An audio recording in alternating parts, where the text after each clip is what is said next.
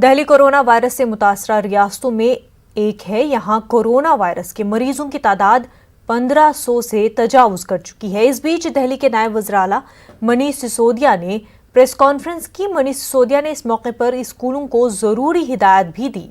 उन्होंने कहा कि सरकारी स्कूलों में पढ़ने वाले बच्चों के लिए ऑनलाइन क्लासेस शुरू की जाएंगी। साथ ही उन्होंने स्कूलों को फीस बढ़ाने से सख्ती से मना भी किया है। मनीष सिसोदिया ने कहा कि प्राइवेट स्कूल फीस अदा करने के लिए दबाव न बनाएं।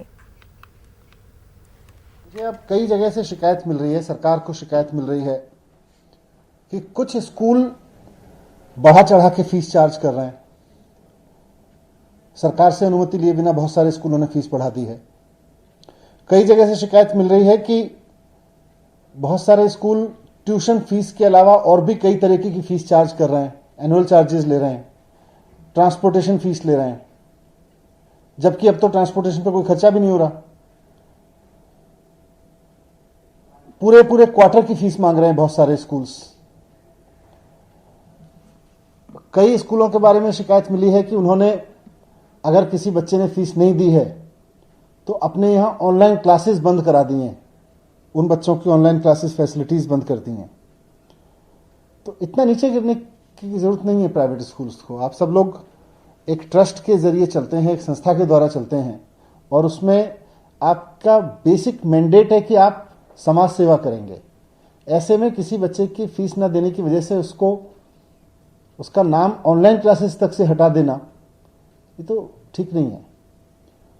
तो इसके बाद, इन सारी चीजों के बाद, इन सारी शिकायतों के अध्ययन के बाद में सरकार ने एक फैसला लिया है आज, और अभी एक आदेश जारी किया है थोड़ी देर पहले, जिसमें माननीय मुख्यमंत्री जी के आदेश पर यह निर्णय लिया गया है कि किसी भी प्राइवेट स्कूल को, वो चाहे सरकारी जमीन पर चल रहा हो या गैर सरकारी जमीन पर, प्राइवेट जमीन पर चल रहा हो, उसको फीस बढ़ाने की इजाजत नहीं दी जाएगी। दिल्ली से हमारी नुमाइंदा रचना इस वक्त हमारे साथ जुड़ चुकी है। रचना, मनीष सिसोदिया ने प्रेस कॉन्फ्रेंस की, क्या कुछ अहम बातें रहीं? देखिए, जिस तरीके से दिल्ली की शिक्षा मंत्री मनीष सिसोदिया ने अभी थोड़ी देर पहले प्रेस कॉन्फ्रेंस की थी, सबसे बड़ी राहत पेरेंट्स के लिए है, क्योंकि जिस तरीके से दिल्ली सरकार ने ये ऐलान किया है कि जो दिल्ली के प्राइवेट स्कूल हैं, जो मनमानी की शिकायतें उनके पास आ रही थी, अब उस मनमानी पर लगाम लगेगी। सबसे बड़ी बात ये थी कि कोरोना के दौर में लॉकडाउन चल रहा है और ऐसे में जो पेरेंट्स हैं वो काफ़ी ज़्यादा परेशान भी हैं और उनसे स्कूल डिमांड कर रहे थे लगातार कि 3 महीने की फीस एक साथ देनी होगी, लेकिन दिल्ली सरकार ने आज साफ कर दिया है कि कोई भी प्राइवेट स्कूल पेरेंट्स पर किसी भी तरीके का दबाव नहीं बना सकेगा और सिर्फ ट्यूशन फीस के अलावा कोई भी एक्स्ट्रा चार्ज, चाहे वो एनुअल चार्ज हो या फिर वो ट्रांसपोर्टेशन चार्ज हो, वो पेरेंट्स से नहीं वसूला जा सकता है। और उन्होंने ये भी कहा कि पेरेंट्स की जिस तरीके से शिकायत आ रही थी कि जिन बच्चों के पेरेंट्स ने फीस नहीं भर पाई है, इन दिनों में ऑनलाइन टीचिंग हो रही है तो उन बच्चों का नाम वहाँ से भी काट दिया गया था। तो उन्होंने ये भी कह दिया है कि जिन पेरेंट्स ने फीस अभी फिलहाल नहीं भरी है, उन बच्चों का ऑनलाइन टीचिंग से नाम ना काटा जाए, क्योंकि ऐसे में बच्चे की पढ़ाई का बहुत ज़्यादा जो परेशानी होती है, बच्चों का नुकसान होता है। तो पेरेंट्स के लिए एक बड़ी खबर है, राहत की खबर है। और दिल्ली सरकार ने ये भी साफ कर दिया कि ट्यूशन फीस 3 महीने की एक साथ नहीं ले सकेंगे, वो भी 1 महीने की फीस ले सकेंगे और किसी तरीके का दबाव नहीं बनाया जाएगा। जी रचना, जो स्कूल खिलाफ वर्जी करेंगे तो उनके खिलाफ क्या कुछ कार्रवाई होगी? देखिए, जिस तरीके से शिक्षा मंत्री ने ये कहा कि लगातार निजी स्कूलों की तरफ से पेरेंट्स जो हैं शिकायत कर रहे थे और उनको काफ़ी ज़्यादा परेशानी का सामना करना पड़ रहा था। आज दिल्ली सरकार ने साफ कर दिया है कि अगर कोई भी निजी स्कूल सरकार के नियमों का पालन नहीं करेगा, उल्लंघन करेगा, तो उस पर सख्त कार्रवाई का प्रावधान भी किया जाएगा, यानी कि उन पे सख्त एक्शन भी सरकार की तरफ से लिया जाएगा। जी बिल्कुल रचना, बेहद शुक्रिया आपका तमाम तर तफसीलात के लिए। नाजरीन, इस वक्त एक बड़ी खबर लखनऊ से सामने आ रही है। आपको बता दें कि लॉकडाउन को लेकर योगी आदित्यनाथ की आला अफसरान के साथ मीटिंग हुई। हर जिले में कम्युनिटी किचन को बेहतर बनाने के लिए हिदायत जारी की है। रियासत में कोई भूखा न रहे, भूखा न सोए, राशन की तकसीम को हर जरूरतमंद तक पहुंचाने की हिदायत जारी की गई है। राशन तकसीम में बदनवानी करने वालों के खिलाफ सख्त कार्रवाई के अहकामात है। अहम खबर लखनऊ से जुड़ी हुई। लॉकडाउन को लेकर योगी आदित्यनाथ की आला अफसरान के साथ मीटिंग हुई। हर जिले में कम्युनिटी किचन को बेहतर बनाने के लिए हिदायत जारी की गई। इस मीटिंग में यह साफ किया गया कि रियासत में कोई भूखा न रहे, भूखा न सोए। राशन की तकसीम को हर जरूरतमंद तक पहुंचाने की हिदायत जारी की गई है। साथ ही राशन तकसीम में बदनवानी करने वालों के खिलाफ सख्त कार्रवाई के अहकाम दिए गए हैं।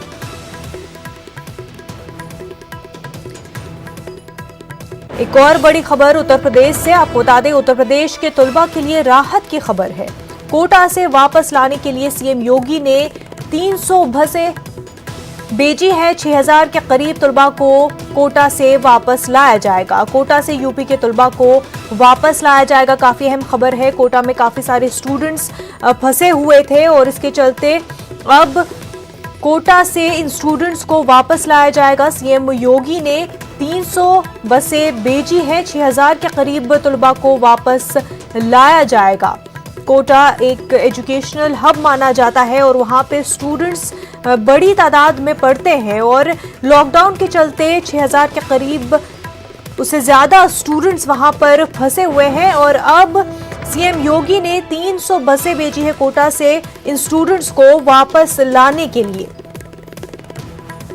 6000 के करीब आपको बता दें तलबा को कोटा से वापस लाया जाएगा।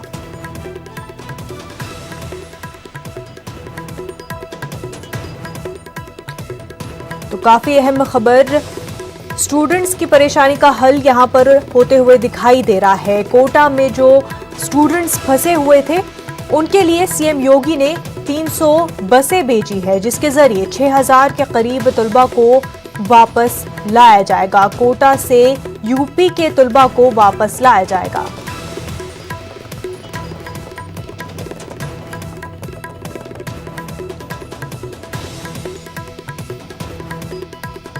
कई सारे हॉस्टल्स में तलबा जो है वो फंसे हुए थे कोटा में और लॉकडाउन के बाद घरों को वापस आना काफी मुश्किल हो गया था और अब इसके चलते स्टूडेंट्स के लिए काफी राहत की खबर है। कोटा से वापस लाने के लिए सीएम योगी ने 300 बसें भेजी है। 6000 के करीब तलबा को कोटा से वापस लाया जाएगा।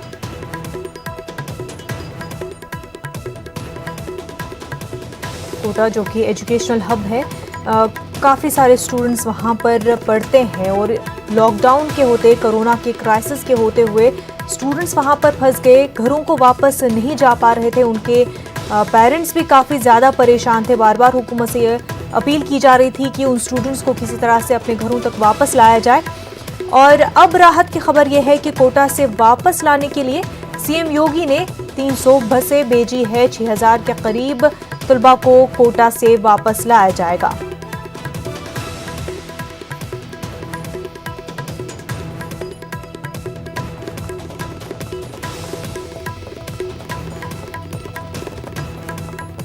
स्टूडेंट्स को काफी ज्यादा मुश्किलात का सामना था।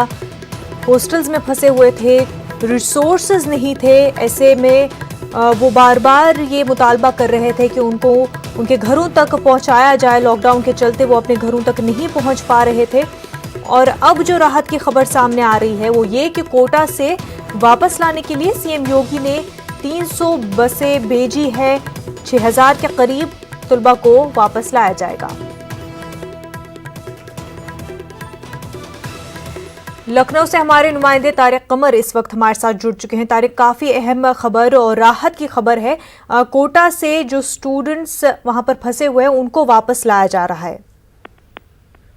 हाँ मुनव्वर, देखिए ऑपरेशन घर वापसी की जो डिमांड थी, जो मुतालबा था, ये काफी दिनों से चल रहा था, लेकिन हालात उत्तर प्रदेश के जाहिर है कि बहुत अच्छे नहीं थे। इस हवाले से जो कुछ भी कोरोना के मरीजों की तादाद मुसलसल बढ़ रही थी, तो उस लिहाज से इसको अभी रोका गया था। लेकिन ये बहुत अहम खबर उन लोगों के लिए है, जाहिर है कि जिनके बच्चे कोटा में हैं और मतलब मुख्तलिफ इलाकों से हैं वो, और एक मतलब ये देखिए मुतालबे दोनों सतहों पर किए जा रहे थे। खुद स्टूडेंट्स भी लेटर लिख रहे थे बार बार, और जो पेरेंट्स हैं, जो वालिदैन हैं बच्चों के, उनकी जानिब से भी ये कहा जा रहा था कि कोई ऐसा हो कि या तो लॉकडाउन खुले तो हम खुद लेकर आएं, या ऐसा कोई इंतजाम किए जाएं कि गवर्नमेंट खुद इसकी जिम्मेदारी को अदा करे। तो देखिए अब इसमें दो बातें बहुत अहम हैं।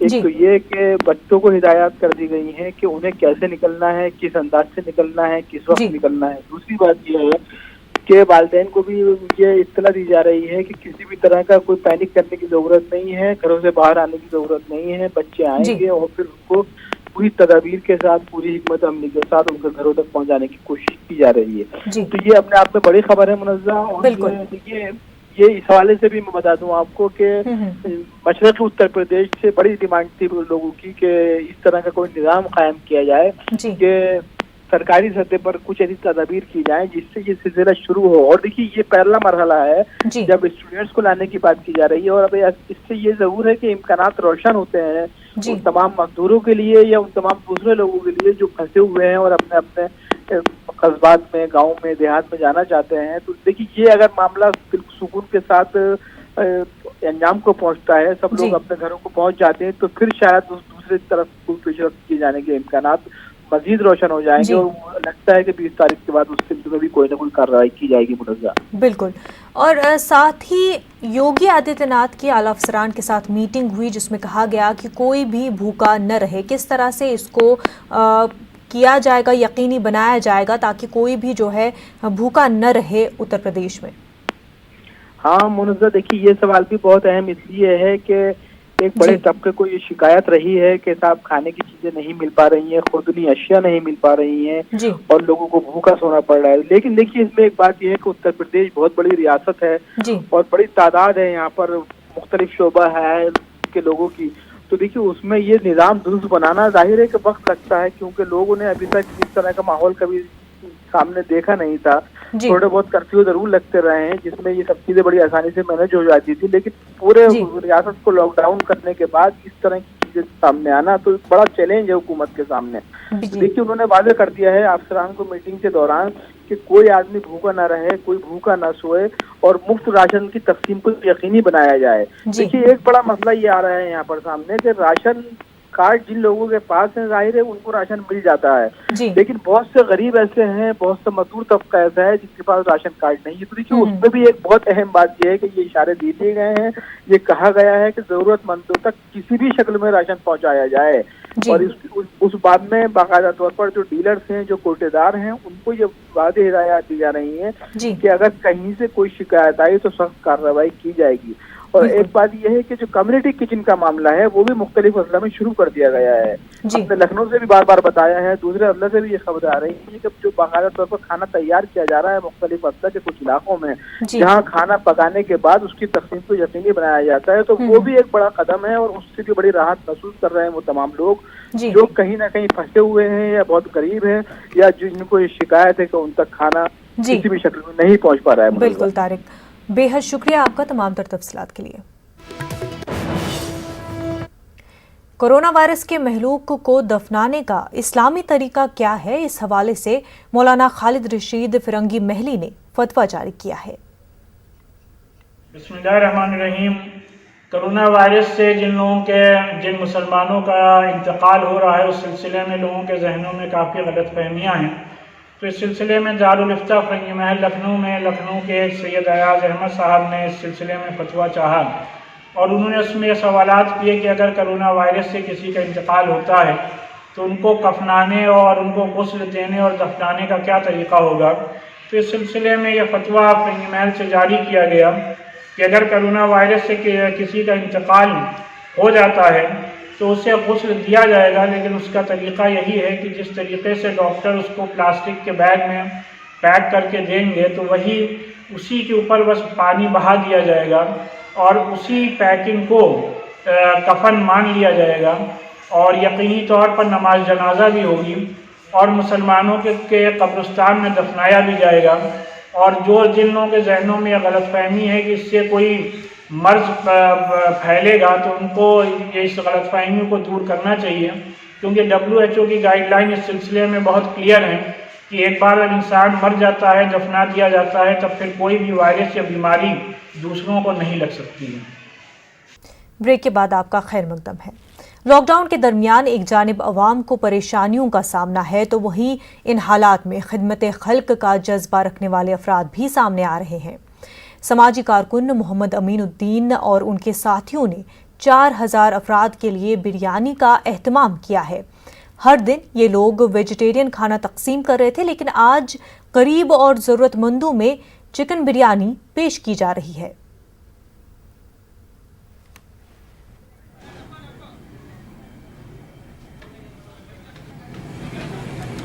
बेंगलुरु से हमारे नुमाइंदे रऊफ इस वक्त हमारे साथ जुड़ चुके हैं। रऊफ, एक तरफ जहां पर पूरी दुनिया परेशान है कोरोना से, वहीं हम देख रहे हैं कि कुछ लोग ऐसे भी हैं जो सामने आ रहे हैं लोगों की मदद के लिए।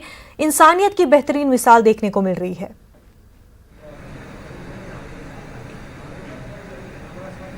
जी देखिए, आज जुमे का दिन है। मस्जिदों में नमाज का एहतमाम नहीं किया गया है। लोग जो हैं घरों में ही रहकर नमाज ज़ोहर अदा कर रहे हैं। तो यहाँ पर हम देख रहे हैं कि लॉकडाउन के इन हालात में जहाँ पर सड़कों पर सन्नाटा छाया हुआ है, तो दूसरी तरफ खिदमत खल्क की भी खूबसूरत मिसाल देखने को मिल रही है। बेंगलोर में मोहम्मद अमीनुद्दीन और उनके साथियों ने मिलकर आज यहाँ पर चिकन बिरयानी बनाई है, जो तकरीबन 4000 अफराद के लिए परोसी जाएगी। 4000 से ज़्यादा, यानी कि तकरीबन 10,000। सैयद मोहम्मद अमीनुद्दीन कहते हैं कि 10,000 लोगों के लिए उन्होंने इंतज़ाम किया है। एक मंजर यहाँ पर देख रहे हैं कि सुबह से ही यहाँ पकवान का सिलसिला जारी है। मोहम्मद अमीनुद्दीन साहब, फरमाइए, ये खिदमत कितने दिनों से हो रही है आपकी, और आज यहाँ पर क्या बनाया है? आज चिकन बिरयानी बनाई है। सब लोग वेजिटेबल ही खा रहे, तो आज जुम्मा के दिन है, इसके लिए चिकन बिरयानी बनाकर आज बांट रहे। तकरीबन 10,000 लोगों का खाना आज इंतज़ाम किया। क्या रोज़ाना क्या बन रहा था यहाँ पे? रोज़ाना वेजिटेबल बिरयानी बना रहे थे, आज चिकन बिरयानी बनाए, फिर कल भी वेजिटेबल बिरयानी बनेगा। हर दिन तो हर कौम के लिए वेजिटेबल बना रहे, आज जुम्मा के दिन है, इसके लिए स्पेशल है, इसके लिए आज बना। ये क्यों खिदमत हो रही है? हम देख रहे हैं कि लोग परेशान हैं और लॉकडाउन की वजह से होटलें बंद हैं। यहाँ पर आपने जो खिदमत की है वो कहाँ कहाँ तक लोगों को पहुँचा रहे हैं आप खाना?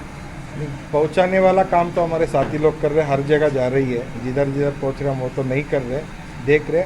आज चिकन बिरयानी पकाने का मकसद ये है कि लोग पैसा देने पर भी उनको खाना नहीं मिल रहा, इसलिए हर अरबाब जैसा हर वक्त खाते थे ऐसा वो लोग आज भी खाए, ये कोशिश हमारी। कितने दिनों से काम हो रहा है? ये 10 दिन से हो रही है। 10 दिन से। 10 दिन अभी से जो है 3 रमजान के चांद रात तक चलेगी। तो ये जाहिर सी बात है कि ये पूरी खिदमत किसकी जानिब से हो रही है? ये मैं अपना कंपनी की तरफ से कर रहा हूँ, मेरे साथी लोगों की तरफ से कर रहा हूँ। तो हम देख रहे हैं कि ये खिदमत खल्क की एक मिसाल यहाँ पर हम देखने को मिल रही है बेंगलोर में।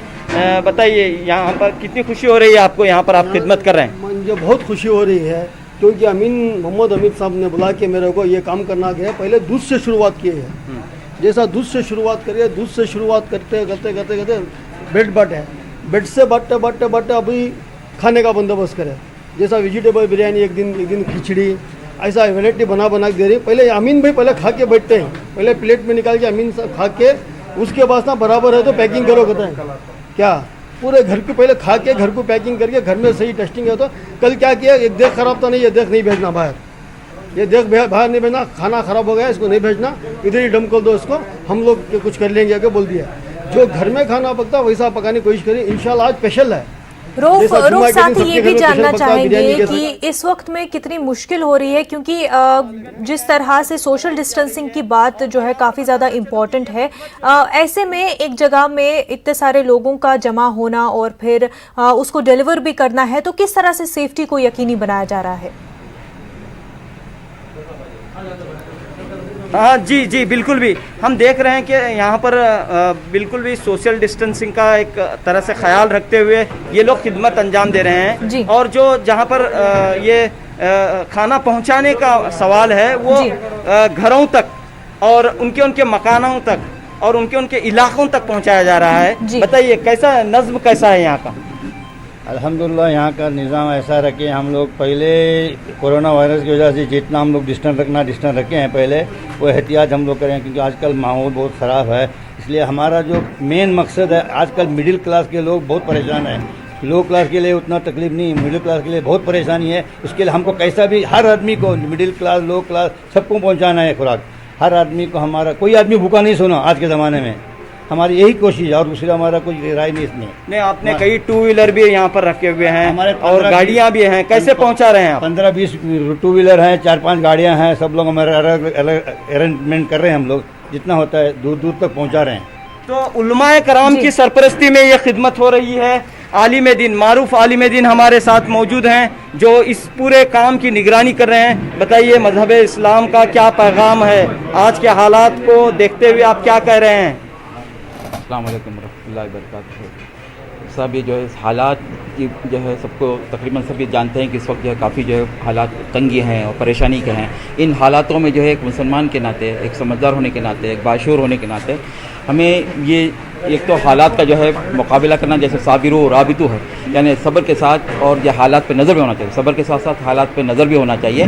नज़र का मतलब यह है कि इस वक्त जो है खाने की जो परेशानियाँ, जो हालात इस वक्त गुजर रहे हैं, इसके लिए जो है जैसे हमारे अमीन भाई हैं और मुसद्दिक भाई हैं, सब जमा हुए हैं। ऐसे उनके साथ एक बहुत सारे लोग जमा हो गए, तंजीमें जमा हो गई हैं। तो इन तंजीमों का सब यही मकसद है कि जो लोगों को जो इंसानियत है वो उसकी बेहतरीन मिसाल देखने को मिल रही है। बेहद शुक्रिया रऊफ आपका, साथ ही साथ आपके साथ जुड़े हुए मेहमानों का भी। नाज़रीन, जनूबी हिंदुस्तान में कोरोना वायरस की वबा तेजी से फैलती जा रही है। गुज़िश्ता 24 घंटों के दौरान आंध्र प्रदेश में 38 नए मामले सामने आए हैं। आंध्र प्रदेश में कोरोना से मुतासरा मरीजों की तादाद 572 हो गई है, जबकि रियासत में अब तक 14 लोगों की मौत हो चुकी है। वहीं अगर हम तेलंगाना की बात करें तो तेलंगाना में गुज़िश्ता 15 घंटों के दौरान कोरोना के 6 नए मामले सामने आए हैं। कल तक कोरोना वायरस से मुतासरा मरीजों की तादाद 700 थी, जो बढ़कर 706 हो गई है। कर्नाटक में कोरोना के 38 नए मामले सामने आए हैं। विजयवाड़ा से हमारे नुमाइंदे इसहाक हमारे साथ जुड़ चुके हैं। इसहाक, आंध्र प्रदेश में कोरोना के हवाले से क्या कुछ अपडेट है? हाँ, नजर देखा जाए तो वो कल 24 आवर्स यानी 24 घंटे के पहले जो है ना 38 मामले जो है बाहर पूरे केसेस नए आए, जिसमें ये देखो पूरे 572 हो गए। और डिस्चार्ज होने के और मौत के बाद जो है ना 523 जो है ना एक्टिव केसेस है, जिसमें जो कर्नूल में सबसे ज्यादा 126 है, वहीं गुंटूर में भी 126 है। ये देखा जाए तो जो मामला जो है ना कृष्णा, गुंटूर, नेल्लूर, कर्नूल, अनंतपुरम, चित्तूर, लगातार इन जिलों में जो है ना लगातार केसेस बढ़ रहे हैं। कल जहां के 24 घंटों में 9 केसेस आए गए थे, आज देखा जाए तो 38 केसेस है, यानी 14 तारीख को 34 केसेस के बाद कुछ कम हो गया, 23 और 9। आज फिर से जो है ना 38 केस आने के बाद जो है ना एक बार हुकूमत फिर से अगर मीटिंग एक चल रही है जिसमें ये इसका जायजा लेगा। और दूसरी तरफ जो है ना 1 लाख रैपिड टेस्ट जो बिल्कुल इसहाक, बेहद शुक्रिया आपका तमाम तर तफसीलात के लिए। नाजरीन, इस वक्त एक बड़ी खबर महाराष्ट्र से आ रही है। महाराष्ट्र में कोरोना मरीजों की तादाद 3236 पहुंच चुकी है। पिछले 12 घंटे में 34 नए केस सामने आए हैं। मालेगांव से 4, पुणे से 23, मुंबई से 6 और थाने से 1 मामला सामने आया है। इस वक्त की अहम खबर आपको महाराष्ट्र से बता रहे हैं। महाराष्ट्र में कोरोना मरीजों की तादाद 3236 हो गई है। पिछले 12 घंटे की बात करें तो 12 घंटे में 34 केस सामने आए हैं। मालेगांव से 4, पुणे से 23 और मुंबई से 6, वहीं थाने से 1 मामला सामने आया है। एक और बड़ी खबर मुंब्रा से। मुंब्रा में कोरोना के मजीद 2 मरीज मिले हैं। मुंब्रा में कोरोना के मरीजों की तादाद 19 हो गई है। अब तक 1 मरीज की मौत हुई है। थाने म्युनिसिपल कॉर्पोरेशन में मरीजों की मजमूई तादाद 109 हुई है।